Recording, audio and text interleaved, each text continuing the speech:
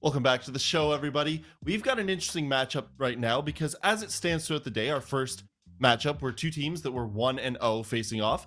The next two teams that faced off were both 1-1, and now we've got two teams that did not have a great first day. They are both 0-1. It is Gaimin Gladiators taking on Outlast. Both of these teams, I think, hoping for better results yesterday, expected to get better results, but fell short. Parker, we're first going to talk about not Karn & Co., but we are going to talk about Gaimin Gladiators.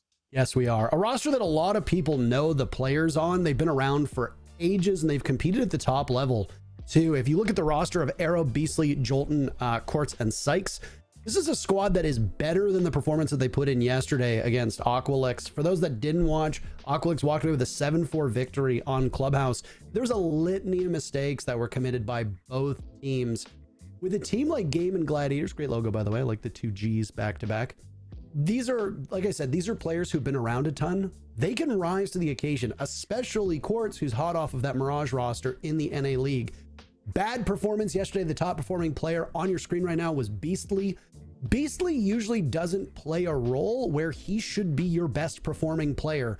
So I don't know what the PowerPoints are going to be for this team. CDAPs are running you through those. But for me today, you need players like Quartz to do significantly better if they want to have a good chance against Outlast. Am I the only one that didn't notice that that's a double G in the logo? That is brilliant. It's 1G for Gaimin and 1G for Gladiators. What? Oh, one for gaming, one for Gladiators. Okay, wow. What did you think the two G's were for there, CDAPs? Yeah. That's what they're for.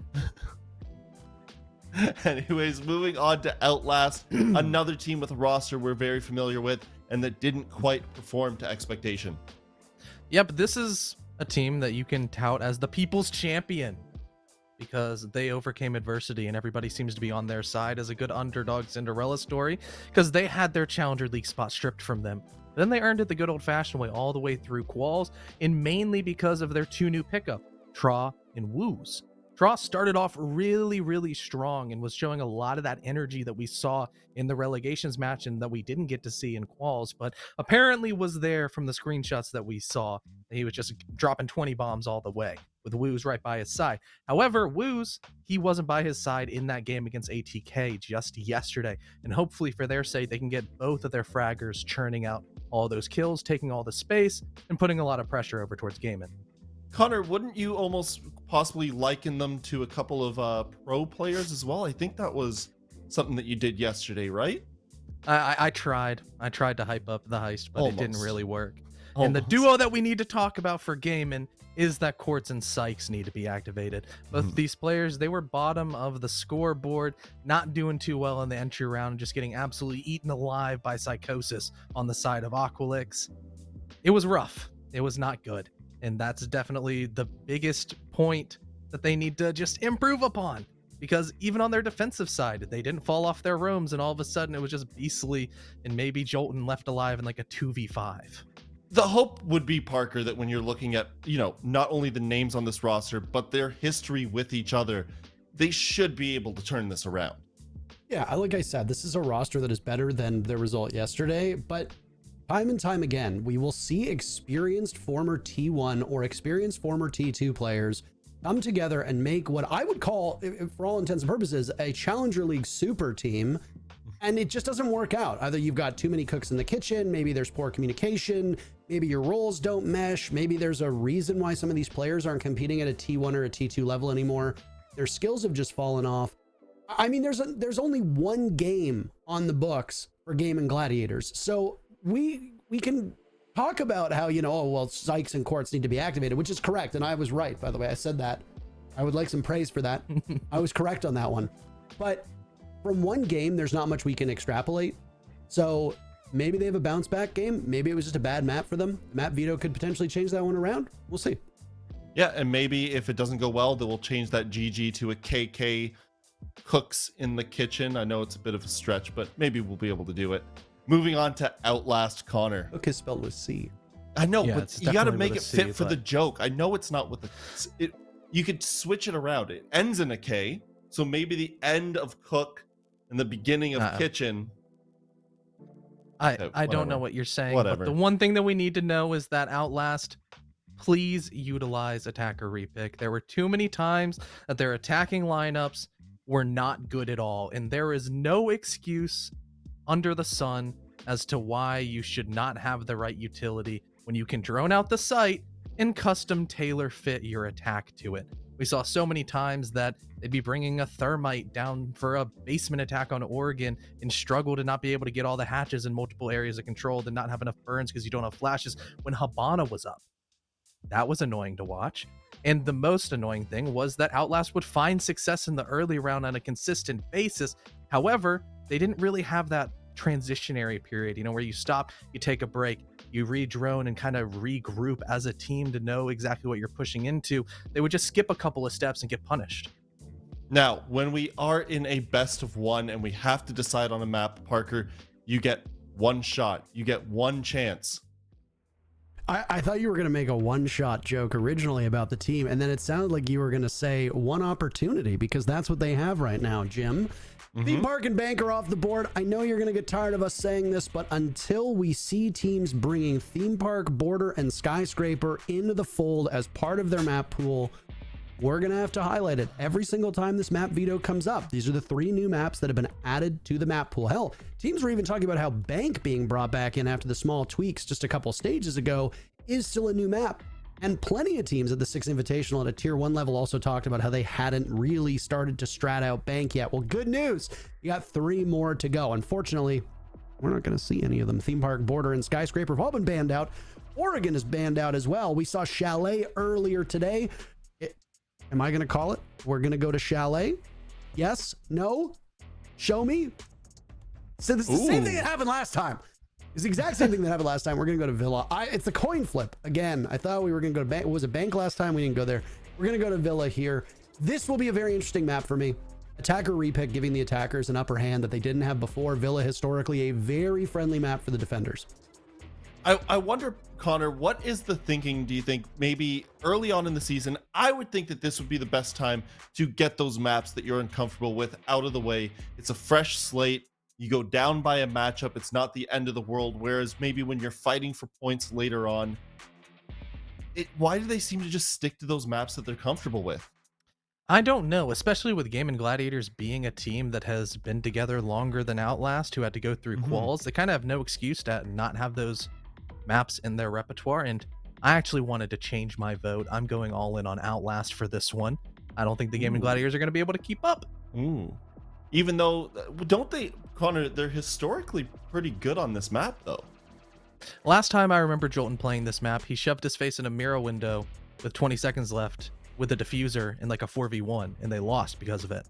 That's my memory. And you're basing your entire vote off of that. Really good, really good. Okay, well, especially because we saw Outlast on this map, and they looked pretty dang good against Okami and Rels. We are ready to get into it, though, so we're going to face off. It's going to be Gaimin Gladiators taking on Outlast, and they're going to another map. It's going to be Villa. This Outlast roster, we haven't had much to base, at least our impressions going off of. Yeah, it's a similar core to last year, but we have Tra, who's been a consistent performer for Outlast. Honestly, John, with this roster, we can bet on 2 things to be true in any case. 1, Athena is playing 0, but 2, Tra is performing well. Everything else, though, a little to be desired, to be honest with you. And going into a map that both teams are very comfortable with, I'm hoping that the consistency can be kind of cranked up a notch, because that's what both Gaimin Gladiators and Outlast really struggled with on the first Playday. Their just general consistency as a team was underwhelming for a lot of people, and I'm in that same boat as well. So I'm hoping today on a map that both teams kind of know like the back of their hand, that can change. Glad you made your position known. Not at all confused about where you stand. John, unhappy with Gaimin Gladiators' performance yesterday. You can quote him on that. I would have to agree with that. Yes, I cannot deny. I was very upset. Were you? But it is what it is. You were screaming from yes, fury. There were walls were being torn down, stud by stud. John's favorite player, Jolton, was not top fragging, and he was furious. Say la vie is what it is. Yeah. At least the bans are pretty normal, though. Gotta admit that. Thatcher, Flores, Valkyrie. Well, though, Mira is an option, but she's not, in my opinion, that great here on Villa. She can be countered pretty easily just with some simple vertical play, which happens a lot on Villa. So I like the Wamai pick as a ban much more in comparison to the Mira, and at least in my opinion. Again, for you and I personally, seeing a Wamai ban after a Flores ban, little weird, not because it doesn't make sense. Just again, as we said about 2 games ago, for a while, we'd be like, oh, Wamai ban. Oh, they didn't do that. Guess Wamai is up here? No. See the counterplay between the Wamai and the Flores. But as you said, Mira is pretty easily countered in a lot of situations on Villa. Try to put that black mirror in, say, games. You can go down into the library, take it down. Same with trophy statuary. What is a lot harder to deal with, though, is this Tachanka, well, not Tachanka smoke combos we often see, as well, there actually is no smoke, but still this Tachanka playing inside of the site, who, if they've got their lineups down, can put a Shumika grenade on the landing for main stairs, on the bottom of main stairs, if they're watching through the holes made in front of bar. There is no smoke here, though, and that's important to note, because it means we may not actually see the defense look over to main stairs all that much. We have some ADSs, but without that dual denial for the smoke and the Tachanka, this strategy is a little bit more difficult. Okay, I wanted to see, by the way, if Outlast was going to keep that glass, because I know, the desk talked about, oh, they don't attack or repick that much, and I was like, surely they're not going to keep the glass, right? But no, not only do we see that, oh my lord, Athena is not playing Zero. I'm amazed. This cannot be the real Athena. This mustn't be true. This has to be a different game, right? Like, this is not... We have found a doppelganger impersonating Athena right now, as they're not going for the beloved Zero pick. The one nice thing, though, about the Tachanka pick is that range advantage that he does have in comparison to the smoke. So he can just sit in the back of bar and deny the default plant that normally works in through Skull Doorway heading into map. And also, it's not that hard to rotate from main stairs back into bar, so having Beastly kind of multitasking perhaps to at least help out Arrow is not a bad option at all. But the Jaeger will be solo holding for now with a shield and some ADSs to boot as well, just trying to waste some time and utility against Outlast. Not a bad option, as they're actually opted to go for Study first and foremost, which on paper sounds good. They removed this one power position early on, but the only problem is if you don't see those late rotates happen by Outlast, they kind of fall into a bunch of funnels, and that just allows Gaimin Gladiators to kind of pick up the slack that was left off in the beginning of this action phase. No slack just yet. The rope still hasn't even really been picked up by either team. Still just trying to find some of these positions. We've yet to see Outlast put even a little bit of utility over on that main stairs. I think we've seen one grenade by Atheno, maybe. And even then, only a couple Shumika grenades by Beastly, though a couple more will fly through momentarily. As Woos takes the first bit of damage, likely from Quartz playing on that hole made behind the bar. Outlast being stopped in their tracks by these flame grenades right now, and Quartz just barely finding an angle onto Woos will put him even lower. But still, over half the round gone, and not much has happened. But Outlast are ready and willing to sprint into that main stairs position, and what do you know? It ends up working. Wasted plenty of time at least, and now we have Gaimin Gladiators aware as to how Outlast want to push this, but they do have a gigantic advantage. Beastly downed as well, can thankfully pick back up, but there's a well-tossed grenade by Blank to get rid of Jolton, and now it's only a 2 versus 4 with both Beastly and Quartz very low on HP. John, I want to be honest, I looked down at my notes to write down the opening kill, and then I did not expect to look back up and everyone on Gaimin Gladiators to be dead, so... that was not what I anticipated, but Outlast getting very quick once they got that first pick, stomping up those main stairs, putting Quartz and Beastly both low. Beastly might have some important utility, but even that is fairly low, and he's not in a very workable position to lay down some Shumika grenades. Tra hits him with a drive-by and nails a 2-piece for round number 1, as they're stopped at the bottom of those main stairs for over half the round, and it takes them less time to finish it than it did to even set up. And even though we had Outlast kind of stall, it was more or less just to make sure they had enough util to get rid of Arrow, and it paid dividends. That was the immediate opening pick by Blank onto that Jaeger. Then the Tachanka had to fall back. He ended up getting downed as well by some grenades. And the fact that we just saw full-fledged complacency by Gaimin Gladiators, not a single person trying to go on that flank, not anybody trying to add some variety to that defense, it just allowed Outlast to have a very simplistic attack once they killed Arrow. It was so straightforward, getting in from Study through the balcony and also just walking up main stairs once Beastly had to fall back. It allowed Outlast to have just an overall a great opening round to display what they're capable of on a map like Villa. Now moving to trophy statuary. Atheno again, not on the 0. Incredible. He is on Amaru. Okay, never mind. There we go. I was about to say, I don't think we'll see the Amaru pick stick, but I was just going to I was going to be amazed for a second. He'll go back to the Finko, which he played in round number 1. So keeping with as many nades as they could possibly bring without overdoing it a little bit. 2 sets between Tra, Blank, and Atheno. And with that, a good lineup, it seems like, to even go for a direct take. There's no hard breach denial on the board for Gaimin Gladiators. They could very quickly maybe throw a nade over that wall to deny Beastly from impact tracking and then open that up without wasting too much effort on other parts of the map. Yeah, more or less, they could just go for a linear kind of push in through the bottom floor and then just kind of work their way up, have a multi-approach leading in through Astro stairs from both the stairs itself, and then also people coming in through Master Bedroom. They've got that going for them, and then they can just go in for a default plant leading in through the triple stature array wall, like you had mentioned, because there is no wall denial, and that looks to be the main option here for Outlast. They're not going to really expect any immediate outlash by their opponents just yet, as we have a bigger emphasis on that top floor extension leading into Aviator. But there is still Sykes, of course, roaming out in your living room, but if he is spotted out, he might need to make that make or break call of whether he wants to have Arrow back him up and go for some sort of trade game potentially, or a crossfire with Sino, or if he wants to fall back and just reposition for the later ends of the round. Nade just goes a little bit too far to the right for Joltness. He's repositioning utility, but loses a lot of HP. Arrow, he loses some, but wins more engagements than he loses in health. Woos and Tra, the duo that joined Outlast in between stages 3 and this new season, well, they both end up falling on Astronomy Stairs, and they'll be absent the rest of this round. The hard breach as well on Outlast falls pretty soon after. A nade, though, that was missed early on, but finally finds its target. Here is about the only good thing going for Outlast in the past 30 seconds.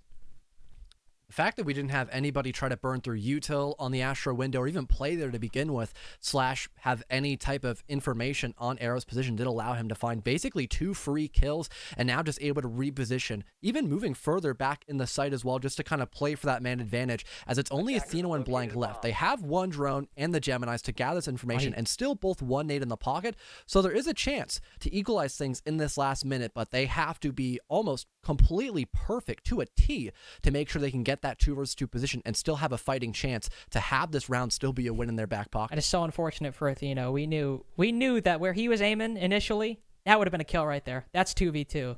But instead, he throws it, does not have the info we have, and the nade goes wide. Now, if they want to get 2 rounds in a row, their shots have to be precise. He did not miss any opportunities here. They want to win a second one in a row. Sure, losing an attack on Villa isn't the worst thing in the world, but hey, you got the lead right now. Don't lose it here. It's only round number 2. Atheno's struggling to move up right now, hoping that maybe he can find something with the lack of intel he has right now. Actually, Gaimin Gladiators who have that leg up on him. Hard pings on his position in Astronomy. The question is, are they aware of Blank moving into bricks as well? Some shots go through. Squirts takes down that very same player. And Arrow with a 3K to round off round number 2 for Gaimin Gladiators.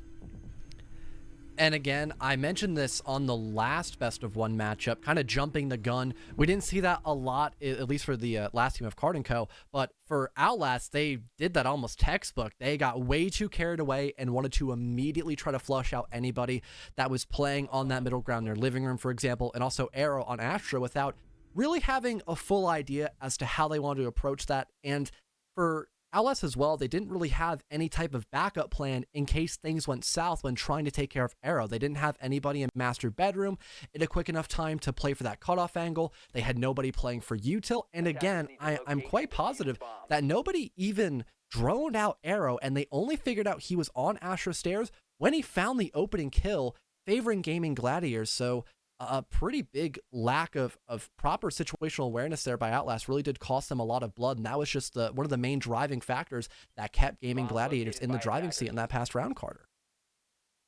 Intel seemed to be the problem for Outlast, as you said, and Gaimin Gladiators, well, assuming that trend continues, could be another case in round 3 of them having that one over on Outlast. We see Beastly on the Pulse, a very common pick on Dining, so I don't think Outlast will be too surprised. They drone the site, see the Pulse, or see a C4 go from below. They can probably put 2 and 2 together and say, hey, I think somebody's down below with a heartbeat scanner, if I were to trust that one. We even see Blank go to the IQ, likely in response, hoping maybe to spot that heartbeat scanner, if not some pre-placed or very quickly placed C4s on the floor below Bedroom. Actually believed that Blank right next to Beastly just now. So we might see an engagement between these two early on if Blank can find him. maybe mailing open that doorway to go for a C4 toss perhaps, or just to have it instantly open up for a very loud audible cue. Not quite sure, but Well, Arrow actually gets aggressive, and I guess Athena was not expecting that to happen. I don't blame him. That was a very risky play, but it really worked out for Gaimin Gladiators to get that first pick. And already losing out on your flank watch and one of your main pieces of general burn for the ADSs is definitely going to be a huge issue moving into the latter end of the round. But so far, the only issue that's really going to provide is A, that flank watch, and B, just being a gun down for the moment. right as he went back to the 0, John, right as he picks back, he goes back to it, and he dies first. That is tragic. That is a Shakespearean tragedy right there, but got to keep going. Lose out on that burn, as you said. Unfortunately, the situation here, Outlast lose another option to go for that utility. Sometimes we'll see teams get a bit aggressive with those SAM cams. They'll try to put them in a spot that maybe goes past a defender, might be able to get the better of him, get in a position where a drone might not be able to. But here, no. All they can rely on the normal drones they have and Blank to do some work with that IQ electronics scanner, along with the vertical play to be sure, and that very vertical play might have worked Beastly into a tricky spot. He's sort of trapped over by Bicycle, or no, that's actually Quartz trapped inside a Bicycle right now, trying to work himself an exit strategy with that shotgun on the wall over red stairs.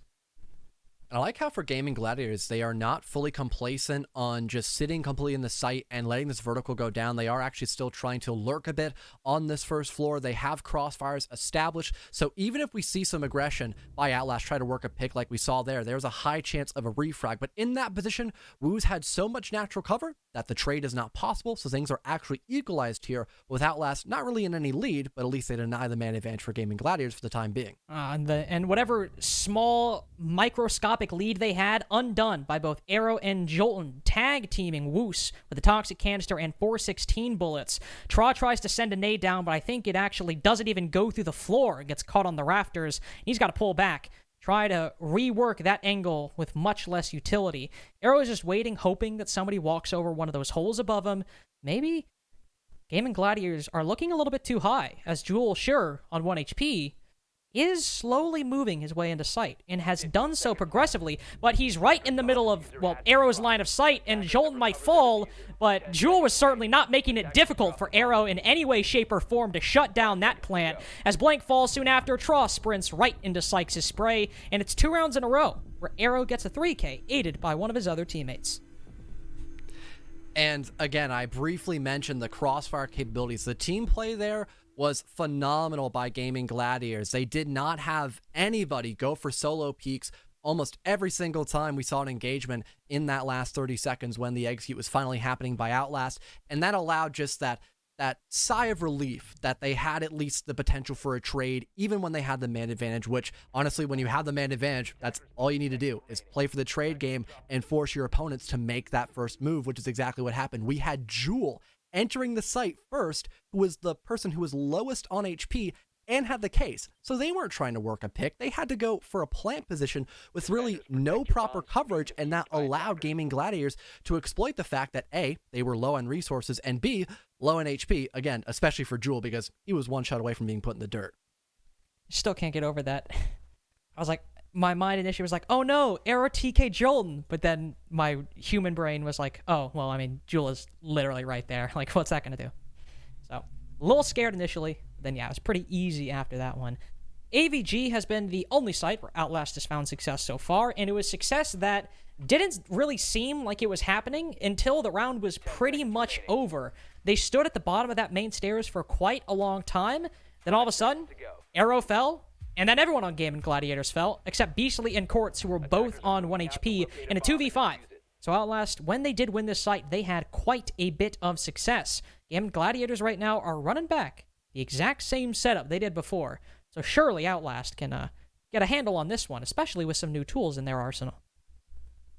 Well, they are trying to go for that normal master clear rather than starting out on study, which does seem a bit odd because they did a very good job of getting rid of that main pressure at a decent time and not giving away all that much on their side besides just common resources, but that was used for good measure to get rid of that main pressure and also have those grenade kills and regular damage just be so potent against Gaimin Gladiators. But like I mentioned, they'll opt to go through Master, leading now inside of Statuary, and maybe clearing out through 90 much earlier in the round, which again for heading in for more of a study kind of approach. It is kind of a power position to hold, but now heading in through statuary, this is a much easier part of the map to clear, especially when no one's playing on red, so you don't need to deal with that tricky crossfire. It's just one or two people stacked up near the 90 hallway or the corner itself, and a well-tossed flash grenade or even a frag grenade could be their inevitable demise. The E1D as well, they can rely on freezing those defenders if they're pushed too far up. They've got all the utility to make this work, even though they are switching from a winning strategy that got them their one and only attacking victory.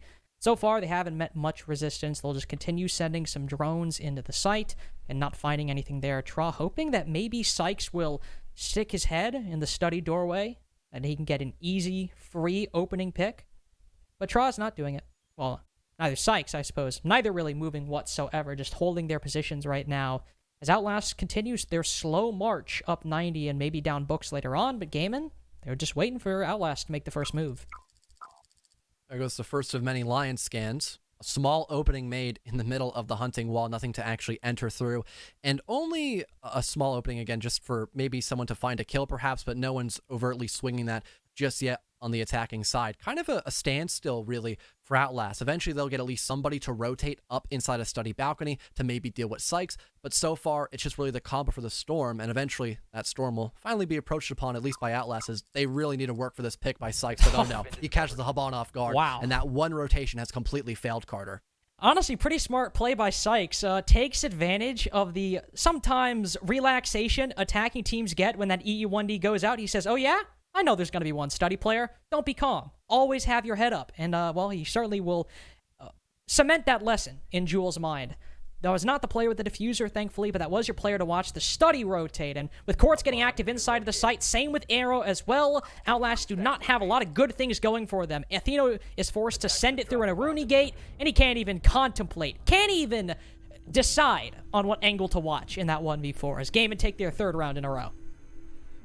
And you could tell that even when we had a slightly different approach from what Gaimin Gladiators expected, that just played right into their strengths. They still had a very good presence in study, for example. They still had plenty of people stacked up near the farther regions of the 90 hallway, even leading back in through bookshelves / the bar doorway. And especially not having any proper pressure near study that was really long lasting and not the hunting wall opened up. It was basically a funnel by Outlast, and they had no options beside just walking in through Skull doorway and getting caught in a crossfire that they weren't in a good enough position to actually deal with properly. So that was still a good recovery by Gaimin Gladiators, now taking 3-round wins in a row, heading back to trophy. I mean, if we don't see something drastic change here for Outlast, Carter, we might be bound to see a very one-sided matchup here with Gaimin Gladiators taking away a lot in this first half. It would certainly make us look silly again, because before the game started, to call it a mass exodus from Gaimin Gladiators, at least in our predictions, would probably be an understatement. I believe most of everyone in production switched. I think Parker remained, Brim remained. I think there might have been the only couple people. Of course, CJ was Gaimin Gladiators, but he's not here, so doesn't matter. Yeah, you can see 3 people, me, Connor, and Harrison, all changed our predictions. You, John, though, you were an early Outlast defender, and yet you might be. You would probably look the most foolish in that case, I suppose. We were swept up in the groundswell of enthusiasm, but you, if you're wrong, you thought so from the beginning. What do you have to say to that? Well, I think it's not over until it's over, Carter. So how about we get back into the matchup at hand, perhaps? 2 rounds after the timeout. Plenty of... honestly, like, to be fair, I like joking. I like memeing around. But after a timeout, still 2 rounds of the attack, especially how solid the first one looked, it is very possible that Outlast could... Obviously, I can't say we'll win the match outright, but at least even things up 3-3 or get a 4-2 at that. Sure, we're going to Trophy Statuary, where their attacking strategy seemed to just be walking up Astro and hoping for the best. I would like it if they did something different here, but after that timeout, I'm sure they will. Potentially, instead of starting out with that first floor presence, maybe just committing to somewhere on the top floor, whether that be heading in through study to get rid of the aviator and bar extension, or going into master, because again, there's no wall denial. that opens up at least one point of direction besides the regular brick doorway between both Master and the site of Statuary, to have something early in your pocket, and then you can kind of build off of that foundation you just had next to either Master or Study. Looks like they'll go for Study first and foremost, already heading in the top of main stairs, but there is a plethora of utility and also a plethora of players as well in these two areas, so that can allow for some pretty vital team play, and if absolutely necessary, the fallback is definitely a valid option here for Gaimin Gladiators, just to make sure that Outlast does not get away with anything too outlandish this early on. Well, they won't get away with anything, in fact. Tra tries to take a fight with Sykes, but Sykes just shuts that one down, not even worried about his position behind bar right now. Thought we might see either Quartz or Sykes fall based on how many players for Outlast are moving forward, and well, one will, though not by a gunfight. It'll be a nade from below, good utility placement by Blank, and now Woos has his opening to try to cut through the heart of this extension into Aviator Games. Though the body itself has now gone. They've all tucked tail, turned back towards the site, so Outlast have this control on the southern side, but all they took down was a Malusi, and they lost to set of nades in the process while expending their other set. Yeah, I think Gaimin Gladiators come ahead with that one. Well, yeah, I wouldn't be too upset about that. All right, then, Jolton. That changes things. That changes the calculus a little bit. Drastically. Because now there's only one main denial that we have, and that is Beastly with Evil Eyes. You could maybe argue the impact grenades as well, but with no one playing underneath, that could be a very difficult task to accomplish with only the impacts and not something like a Nitro Cell. Jewel as well, rotating up near Astro Window, and eventually I would assume someone playing near Master. This does allow much more options for Outlast, especially since they have that man advantage and don't need to worry about spreading themselves thin because there's only a handful of positions they truly need to worry about for this final push. I have to say, the smoke dying about 0.5 seconds after Outlast walked past Aviator Games was not on my bingo card for this match, or this round in particular, but hey, anything to give Outlast that 4-2 split could potentially work. Beastly also not caught, but a little bit more insecure in his position inside a master bedroom right now. Some shots fly through that window. He'll retreat back into bathroom as he's pushed very far up for the Maestro, hoping that since maybe nobody pushed bedroom, he was safe there. And well, so far, it is certainly true, as Quartz is the one making things dangerous for Outlast over outside of Statuary. Woos manages to mitigate any future damage, but the damage is done. A 1v2 now, as the entire attack was undone by Quartz pushing through that doorway, and Arrow with a nice two-piece rounds it out, and rounds out their 4th defensive win for Gaimin Gladiators. I really cannot believe they just allowed the Thunderbird just to kind of walk at them and not have really anything to counteract that. Maybe having more people stacked up over inside of Master to go for more of that default play could have been a better option since it was only the Maestro playing overtly aggressive. But just, again, just having that small moment of an opportunity to work that pick when you're at the disadvantage and you know your post-plant denial is simply not there, again, besides the Evil Eyes. That was an incredibly good call by, I believe it was Quartz, out on the Thunderbird to just go wrap around at the literal exact moment that was needed to go and get the job done and stop basically half of the attacking setup that was had by Outlast in those last dying moments. So their 4th round in the books. Now they're heading back inside the kitchen and dining. They were able to hold down this bomb site pretty effectively just by stalling Outlast completely. And again, that intel game really not being up to par against Gaimin Gladiators. This is not looking all hopeful, even for me, someone who thought Outlast would have a much easier time, at least so far in Villa. I might have flamed you earlier a little bit, but then again, 3 of us besides you also did join them, so could be looking very silly, especially depending on how this round ends. Villa not nearly as defender-sided as it once was, as Gaimin Gladiators have, especially Arrow as well on the defense, have really been showing up. Arrow doing so much of the work that Beastly, our highlight player, certainly is not in a position where he has to win for the team today. He might have felt that burden against Aqualix yesterday, but today, no, it's been Arrow, and he can chill in sight with a heartbeat scanner if he wants to. Doesn't need to worry. Sykes also on the roam, getting active, getting aggressive. So he's pretty much chilling downstairs right now. It's the same setup, by the way, from Gaimin Gladiators as well, so we'll see how Outlast decide to deal with this, and it looks like they might be going for a full horizontal clear this go-around.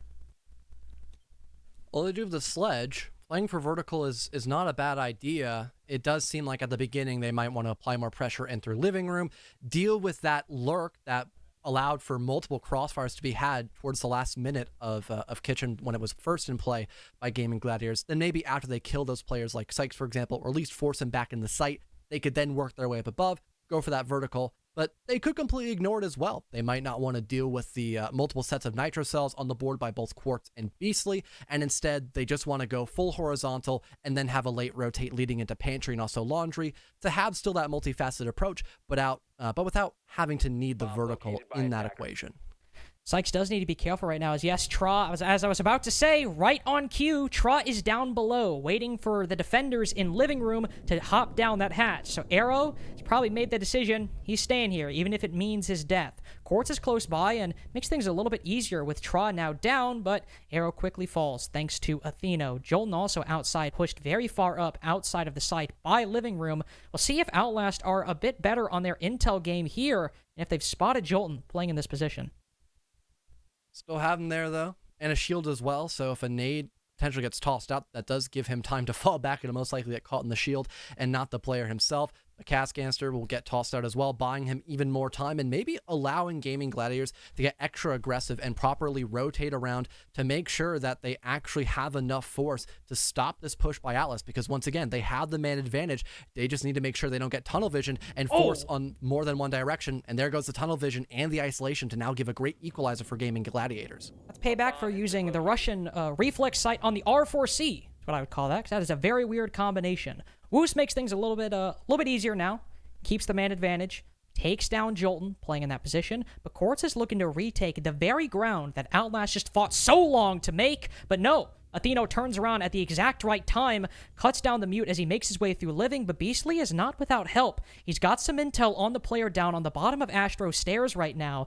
He's the only one who's currently covering Jewel. Sends out the C4, and that forces Jewel off, and Atheno can't make it work. He pushes on in, a little bit of sleep at the wheel as he moves into kitchen. And now Jewel doesn't have a lot of time. He's got to stick this plant with intel on him as well. He's got to fall off and win this fight. He turns around, but Beastly's better in this case. 1v2 to get a 5-1 half for Gaimin Gladiators. And 2 Villa attacks, especially against a weaker Outlast, it seems. We'll have to hope these first couple defenses are good enough as we might hope. And once again, for Outlast just jumping the gun, they had the position in 3v1 to just play for cutoffs, play passive, force Beastly to go for a hero play on the pulse as well. One of the worst guns in the game, the UMP-45, yet you're allowing him to go for one-for-ones. That is just something that does not sit well for me for Outlast, because they really had that round in the bag. They were rotating around to play for that plant position, and we had cutoffs being attempted, but really to no avail against just one man, and one man alone, that being Beastly. A 5-to-1 split. I mean, I had my doubts for Gaimin Gladiators, but they really have cleaned up their act, especially in comparison to the first Playday, and they did God's work, really, on that first half, and it looks like their momentum is still top-notch moving in the second half. Outlast will present them with a new challenge, though. Some of the same players as before, and by players, I mean operators. Bit of confusing terminology on my part. That one's on me. Attackers have discovered the location Got the of Pulse bomb. down below. This one has the M10. I do believe we actually saw that quite a bit during Rels, actually. Blank using, or at least Outlast using a lot of that Pulse with the shotgun. We sometimes see, so no UMP clutch like we saw Bex just do. But they also have the Echo this go around to stop any plants moving into the site. Also some additional intel on top of some intel denial for Roos on the Vigil. So tackling a lot of different areas on this defense, both on the site and off of it. Well, for Outlast now on the defense, they kind of have to pretend as if that first half never really happened and just kind of work with the new slate they have been given, with the sides eventually switching. For Gaimin Gladiators, they just need 2 more clean rounds, and they will get this as a very fast victory here on Villa. And they're still going for just the regular strats. They want to go for that top to bottom push, and having Sykes actually open up the laundry door already to maybe see if you can try to get a pick if someone overextends to their position. And that could maybe be a rally call for Gaimin Gladiators to maybe jump the gun and just try to rush the site. A grenade gets tossed, dealing plenty of damage to both Blank and Jewel, but no one dying outright, so it's still a good position for both teams, as now Beastly gets the favor returned onto him, but thankfully can survive that nitro cell to open up that laundry wall with the Exkyrus charges. Jewel, please be careful. That is, against the LMG, that is not the fight. Even without that C4, that is not the fight I would take right now, especially with nades still in their pockets. He's trying. He's got heart. He's got spunk. I admire it. Playing close with that shotgun, probably the safer bet. be spotted out by Sykes once again, as there's also some vertical play coming up above, or at least I believe that might just be the Nomad using holes pre-made by the defense, but it doesn't matter because Woos is up there, and Arrow might not have fully anticipated the impact that Vigil might have. This leaves Gaimin Gladiators with something that's fairly one-dimensional. Most of the remaining attackers are all in Pantry right now, and I don't think if they send it up the stairs, that's going to work out. I would like to think not either, since Outlast have plenty of denial. They still have one Nitro Cell, and they've got the Yokais as well. So a plant going down doesn't seem that likely unless a couple of extra kills are given for Gaimin Gladiators. That's not going to be the case up until now. Quartz finds at least one opening on Athena, but other than that, it's been nothing but net for Outlast, putting themselves in a 4v2. Well, Sykes, one of the remaining players, was not in that scuffle over by Pantry. He's still the third to fall. As Beastly moves in, he dies, and not really much to say beyond Gaimin Gladiators lost half of their dimensions, and the other one was inside a Pantry, and most of them died pretty soon after Arrow did. The big thing there, I feel, for Gaimin Gladiators is they might have gotten a bit too carried away with wanting to get laundry control before even worrying about the top floor presence. Normally, it's a very simple step-by-step process that players and teams go through, and that order normally needs to be followed to a full T. Getting that top floor presence to deal with the roam game effectively from multiple areas, then playing with the vertical, and then moving into laundry is normally the default. But for Gaimin Gladiators, they did the opposite, and that caused them because less of a presence was made on that top floor, allowing Woos to only have to worry about one attacker at a time, and then that just forced the rest of Gaimin Gladiators to go for a play that they really weren't in a good position to accomplish properly, of just only walking in through laundry, which they didn't even have a good opening in through the hard wall to do that properly, and just Pantry, which again is another very fatal funnel. So good job by Outlast to really shut out their opposition in that last round, but they've got to keep up the good work as there are still plenty of rounds to go before they can equalize this massive deficit. And if Gaimin Gladiators have done their homework, something that Outlast have brought as recently as relegations to try and vary things up and throw off their opponents has been this clash on Aviator Games. If I recall correctly, I believe we saw Athena run it at least once. I might be wrong just because I'm second guessing myself and I do that sometimes. I do have a faint memory of it. Maybe I'm thinking of something else. But either way, I do believe Athena has played this clash here before. And with that VOD being very recent, I'm sure Gaimin Gladiators might be able to read into it, bring the utility necessary. They have plenty of grenades as well as those concussions to work with.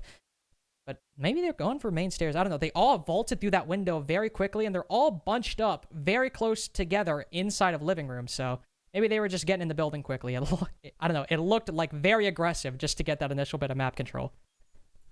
At least they have it now, though. True. They begin to make rotations and Confident.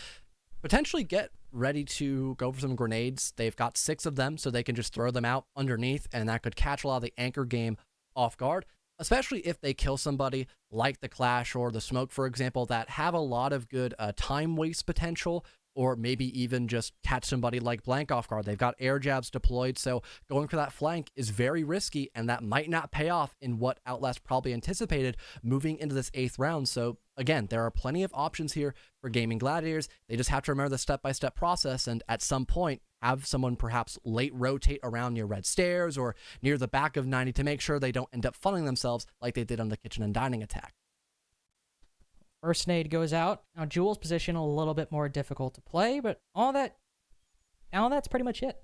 See that first nade, but Gaimin Gladiators still just trying to let the utility do the talking. They'll send out 2 more in tandem, though, but I believe both are caught by ADSs, but Sykes instead uses that as a feint. He walks up, doesn't get the clash, of course, as she's got a bulletproof shield separating her and the rest of the attack, but Sykes gets the smoke player, and I'll take that, to be perfectly honest with you. In conjunction with main stairs control, you know where the clash is now, you know she's got to fall back, now you can do the rest of the work around the site. Thankfully, they have at least someone playing out near 90 to help them out, but so far, besides that 90 pressure, nothing has been done well by the side of Outlast. Blank may find one, having backup by Traw as well, and the backside could at least prolong this inevitable play, but it's still a man advantage. Technically, only 2 guns up because Athena is one of those players alive, and again, he's on the clash, so we are technically in a great gun position for Gaimin Gladiators just to kind of blitzkrieg in the site and still have this as a win to put themselves in match point. Can't get too careless, though. Athena's in the site, and I don't believe can go through that rotate, unfortunately, so unlucky there, but That's what I was about to say. There are players that can still contest the attackers over by books, and that's exactly what Tra does. Sykes, who opened things up wide for Gaimin Gladiators in this round, shut down by the Aruni, but Jolton does the same in response to the Alibi getting aggressive on Skull Door. They'll take that as their cue to send it in towards the site, and there's not much they can do to contest Beastly on this plant. With no intel on his position and both stuck inside of games, Atheno gets one, but Beastly makes quick work of him once he puts that shield away. Tra's worked himself up on this reinforcement, but he's working with the same amount of intel Atheno had, and now he's got one less teammate to make it work. He still pre-fires out and puts Arrow down to half HP, but he's spotted by Beastly. Now the Yana's going in for the kill, and land it he does. Match point for Gaimin Gladiators. One round away from the same scoreline as our previous one. And I guess for Outlast, they might have just completely forgotten, or no, it was Gaimin Gladiators, my mistake, that have completely forgotten about 90, but it didn't really matter, again, because they just had so much of a dominating presence over near Study and the back area of 90 at the very least, that they were just able to kind of brute force their way into the site and still opt to go for that post-plant position. And again, I talked about Athena on the Clash. It's a great way of stalling, don't get me wrong, but it's still a gun down, because that secondary pistol, it's very tough to utilize properly. And although we did find one kill favoring the Clash, she was quickly refragged, and it basically made up for the fact that that singular kill was found, and it forced a 2 versus 1 in not a very winnable position there for Outlast to deny match point. So already, 4-round advantage, 6-2 for Gaimin Gladiators. I mean, they are just in a pristine condition to end out this matchup pretty quickly. Especially since Outlast are still just making a couple of fatal mistakes towards the end of this round that are just, it forces themselves to not be in a recoverable position against Gaimin Gladiators right now, Carter. We all really look silly, don't we? As always, I mean, it would not be the first time we got a silly prediction wrong. So. I mean, that's true. We try. Sometimes we get excited. Saw Gaimin Gladiators falter yesterday. Saw Outlast, have some workable pieces today. Thought we could predict the upset, but unless Outlast win 4 rounds in a row, looking unlikely. This might be another one we put in the L column for at least you and I, John. We'll have to see, though. And see if Outlast can win out trophy statuaries. This is the first time they have gone to this site on their defensive half, as, well, they've only gone to 2 sites, and they've already lost one of them. All of Gaimin Gladiators right now, John, all around each other outside Master Bedroom. I have an idea where they might be taking this one. Would that be Study? That would make the most sense. Probably. Basically, they got the Twitch, the Sledge. It's just the logical pick. Of course. That would make the most sense as well. I'd have to confirm by that. Well, no, we are clearly wrong, as they are going in through Master, at least at the beginning of this round. We could maybe have them late rotate somewhere to help out, alleviate some of that pain near Astro, but having just somebody on the Astro window to maybe help with the small amount of utility, and then someone just playing in a Master bathroom, that should, in theory, be enough, depending on what exactly is positioned there by Outlast. They're not even directly holding it. They've got the Kaid just kind of proxying near the rotation hold, and that's about it. So really, this could be a lot of early map control for Gaimin Gladiators to actually punish this lackadaisical position being held by Outlast, funny enough. Joel sending out an impact grenade over that wall as the Electric Claw was dealt with, so he hopes that maybe he can take down some of the X-Kairos on the opposite side, but might have been a little early, or might have been on time. But either way, doesn't matter, because he ran out of impact grenades, and now the wall is opened, at least a little bit, on one of those panels, so you can't play as closely as you were before on it, and also, part of the rotation between Trophy and Statuary is now cut off. Gaimin Gladiators will now turn their attention to Woos on Astro Stairs, who somehow doesn't take a lick of damage from that nade that landed just behind him. So he'll be thanking his lucky stars for that one. Gaimin Gladiators have still not found what they need to push through this doorway. Thankfully has the plot armor. They still want the redemption arc here. And still having Woos inside of Astro Stairs as well. No grenades left. A flashbang could be enough to at least fully blind him and force him to retreat. But besides that, we kind of have Gaimin Gladiators once again at a brick wall that they haven't fully been able to topple down just yet. Even though they had the utility to clear it, they now, not even having the man advantage yet because they took forever to clear out Woos, this is honestly looking to be a much more favorable position for Outlast, especially now that Jolton falls as well, and Woos is still in a perfect position to deny a majority of the Gaimin Gladiators. Now another Gaimin Gladiators member taking a one with Woos, but Beastly wins it out as opposed to Jolton. 3 kills go to Outlast way, and 3 return in the favor of the Gladiators. It's looking a lot more manageable now. They've cleared out Astronomy. They got 2 players over there. Pushing in through bricks might be a little bit too difficult, but they'll send out a couple smoke grenades The Arrows is trying to hold down this doorway for the moment. But Tra gets a very important kill onto Beastly. Quartz is still trying to make it work as both defenders and attackers are isolated from each other. They have to win their own separate ones. Arrow does the work, and that gives Gaimin Gladiators some time to consolidate, to get the bomb down and for Quartz to cover. But Tra works around. He spots the head at the last moment. Arrow's got to go for the kills. He cannot go for the plant, and Tra catches him off guard. Arrow puts one shot in him before Tra seals his fate, and Outlast stave off defeat for just one more round. And the big issue there for Gaimin Gladiators is, once again, the lack of patience there and genuine map control. Although they started out in the right direction, getting triple wall opened up, having someone on the Astro window repel, and having somebody in master bedroom, or bathroom, once again, my mistake, they took way too long to have Jolton work all the way around through the bottom of Astro stairs. And even then, they still immediately rushed into Woo's, expecting him not to be there, and having Jolton may play for that cutoff angle. It just took way too long, and that allowed 2 kills to actually favor Outlast. And then it did not matter that they ended up getting a bit sloppy towards the end of that round after Woo's found a 2K, because still confirming those 2 kills and weakening a lot of what Gaimin Gladiators were kind of relying on to get that round as a win. It managed to keep Outlast in a position where they could just play for that late round information and just be in an unknown location to, once again, isolate players and just win those vital gunfights to make sure they do not get kicked out of this Villa best of 1 just yet. They're still holding on for another round. So we'll return to Aviator Games, which, if you're an Outlast fan, not something to be happy about. By the way, did not know you get a Banshee there. Interesting spot. Cool spot, actually. But if you're an Outlast fan, you're not going to be excited by this, because this was the one site Gaimin Gladiators have won so far. They managed to get the bomb down, went out in the post plant as well. One thing that is a little bit different here, of course, Atheno not on the Clash this time. He's gone to the smoke, so they still have some of that time denial without forcing Atheno to basically be gunned down in the same situation that he was last time. And also maybe stall out on main stairs for a little bit longer, but it doesn't appear that they're actually holding over by that location that much.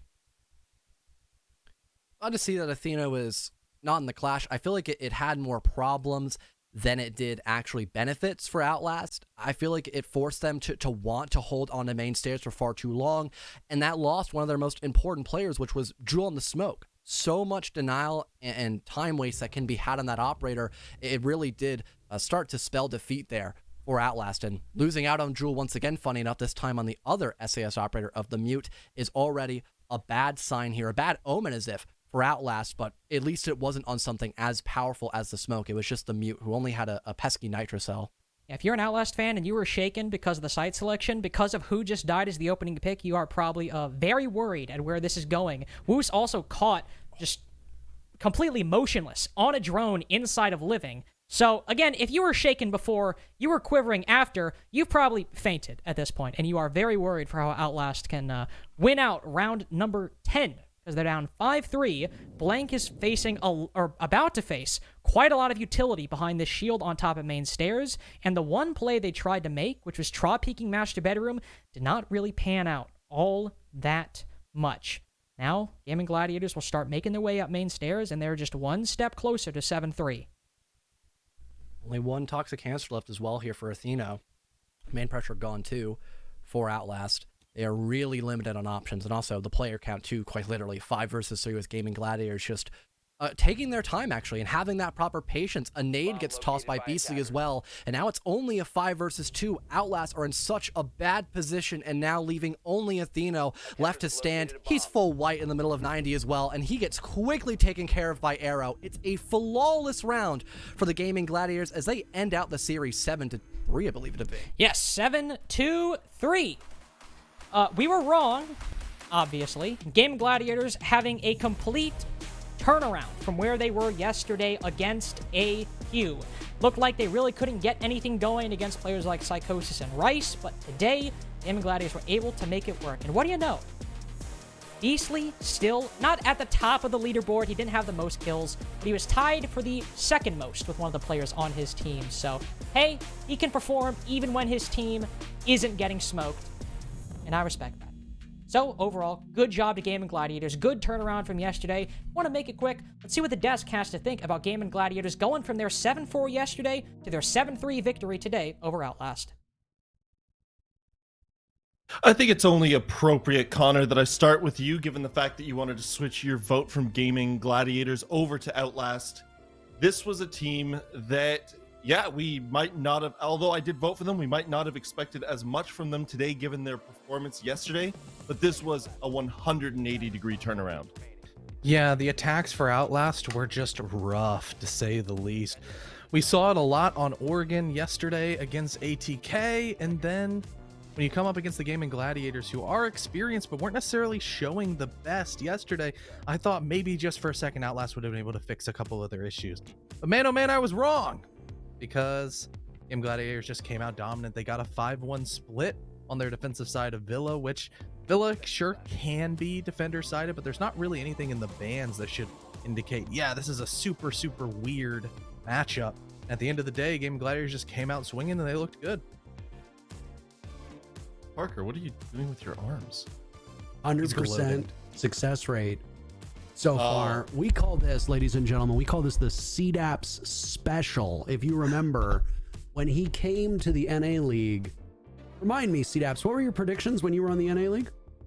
They were 100%. They were 100%. And what are my predictions today? They are 100% to my drastically piss poor 45. I was going to say the 45, not nearly as good, but I can't really talk because, well, I'm also 45. Parker, you made an important note before the game. When you were going through the rosters, you said that Beastly, as good of a player as he is, you do not want him being your top stat getter. He had a great game today, but he was not relied upon to get those stats. The other players stepped up. Beastly had an amazing game, by the way, but Arrow showed why he is and has been the highest rated NA player in Challenger League. He had a great game, 12-4. Beastly just brings these intangibles, these leadership qualities. He's been around the block. He's floated between tier 2 and tier 1 for so long. And Quartz showed up as well. Quartz didn't really do anything super flashy. I saw some of you in chat making fun of me because I said, like, the Gaimin Gladiators are like a super team, and then people were like, Keck W, Jolton. Well, you know what? It's a team effort. Jolton played his role really well. It took Tra and Woos some time to find their footing. They did so with Outlast, but they did so at last. But for Outlast, not enough. There's just, like I said, this Gaimin Gladiators team is a team that was better than they were yesterday. They showed up today. I think they played a far more cohesive style. They read off each other really well. There were a couple rounds there where I thought that they read the defense exceptionally well. And even if they got outfoxed on a roam, they could still answer back and keep it really close. And then, of course, for me, the best moment of the entire matchup was that Beastly clutch. That thing was absolutely phenomenal. He was in a 1v3 as Pulse, terrible gun, and he pulls it off. Bit of a hand up there from Outlast misplaying the situation, but clutch is a clutch, and Beastly got it.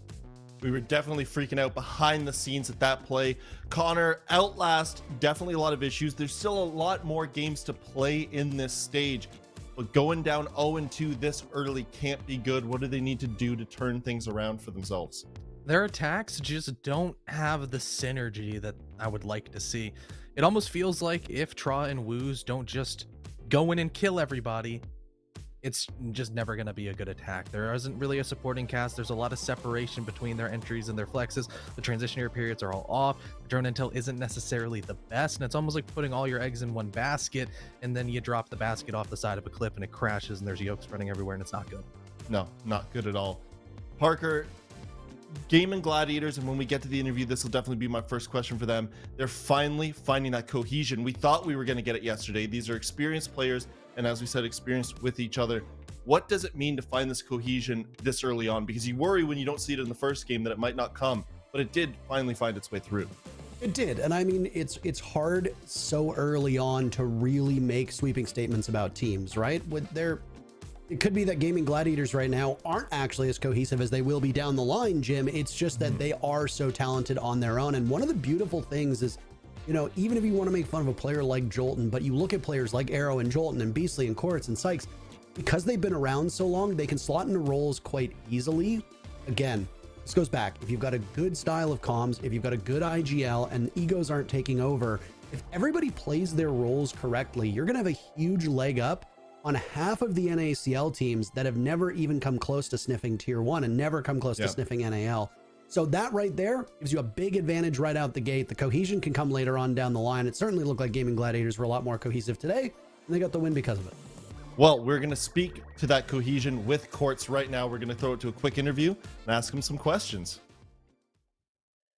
Quartz, it's been a while. Congratulations on getting your first win in. It took 2 games to get there. How does it feel? It feels amazing, Brim. Obviously we didn't have the best game the first day, so just winning this one just means a lot to us. Was there a big focus between yesterday and today on the mistakes made in yesterday's game? Is that what led to today's win? Yeah, I guess in a way. I'd say yesterday we were like really stressed, I guess. We had high expectations for ourselves coming to the season, so obviously, you know, first day we were shaking a little bit. The comms weren't going super great, and we kind of stepped it up yesterday. And we realized, like, guys, we need to play how we normally play. We need to calm like we usually do and bring the same energy, right? And I think that's what we did today. Yeah, and the cohesion, that was going to be my main point, is the cohesion seems to be there. You guys seem to be playing well together. Do you find that you have well-defined roles between the 5 of you? Yeah, I'd say overall, like, our roles have been like pretty good. I mean, I guess we put everyone on the perfect roles. That's like one thing that wasn't really fully there on one shot, is that I didn't feel like I was on the role that I should have been playing necessarily. So on this team, it really feels like everyone is fitting the roles perfection, and yeah. And last question, it's got to be a nice little confidence boost to not only get your first win, but have a pretty good one at 7-3. That was pretty decisive. Yeah, obviously after yesterday, I mean, there's some doubts, right, that came into our mind about if we were as good as, you know, because everyone's saying on paper we look good, as the expectations are saying. And today, just coming in with a win, hopefully we can build off of that and kind of roll in the next few games. Well, it was mightily entertaining, and thank you for going to Villa. It was much appreciated by the viewers. No problem. Have a great day, Quartz. Thank you, you too. There you have it. That's our 3rd match of the day. So we've just tipped over the midway point, but we're going to go to a quick break before we go to our 4th match of the day. Don't go anywhere. Grab a quick drink, maybe go to the washroom, whatever you need to do. We'll be right back.